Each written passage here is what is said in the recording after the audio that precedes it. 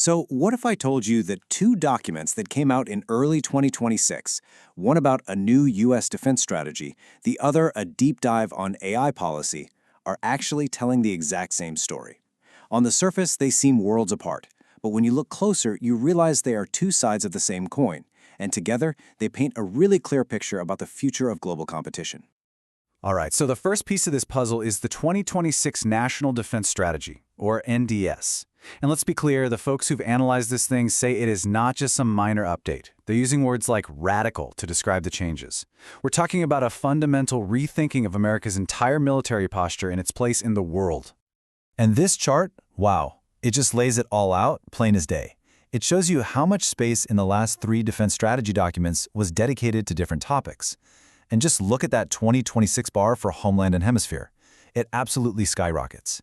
It's a huge, undeniable pivot inward, totally different from what we've seen before. So what does a shift this big actually look like on the ground? Well, we're looking at a whole new playbook. This 2026 strategy is built around what you might call a new America First idea, and it is completely rewriting the rules of engagement for the U.S. military. And the change isn't just in the priorities, it's in the whole philosophy, the whole tone of the document. The 2018 strategy from the first Trump administration never once mentioned the president's name. It spoke with a very traditional, institutional voice. But fast forward to 2026, and the president's name shows up 47 times. The mission itself is redefined as being a sword that's wielded at the president's direction. That's a really significant shift away from an institutional document toward a much more personalized presidential one. So when you boil it all down, the new strategy really rests on two main pillars. First, a laser focus on defending the U.S. homeland and the Western Hemisphere. And second, something called burden sharing. That's basically a policy that expects our allies, especially in Europe, to step up and take the lead on handling their own regional security threats, like Russia. And that focus on our own hemisphere? It's not just talk, not even close. 38%. Just let that number sink in for a second. According to the analysis, this new priority means that 38% of the entire underway U.S. Navy is now concentrated right in the Caribbean. That is a truly massive redeployment of naval power. And if you're wondering just how big of a deal that 38% is, well, take a look at this. The number of Navy ships currently deployed in the Caribbean is actually larger than the naval forces America used during the Cuban Missile Crisis, or even Operation Desert Storm. It's a profound strategic shift, but it begs a huge question. Why? Why pull all that hardware back home when your main competitor is all the way on the other side of the planet? And that is where this whole story takes a fascinating turn. Because while the defense strategy is busy shuffling warships around the map, its main goal actually depends on a totally different kind of power. The real contest is shifting from a visible battlefield to a hidden one. The document is crystal clear that one of its primary goals is deterring China through strength. Now that part isn't new. That's been a consistent theme for a while. The real change is in how strength is now being defined. Which, of course, leads us to the absolute core question of this entire strategic puzzle. In a world of algorithms, data, and autonomous systems, what does national strength even mean anymore? Is it really just about who has the most ships and planes?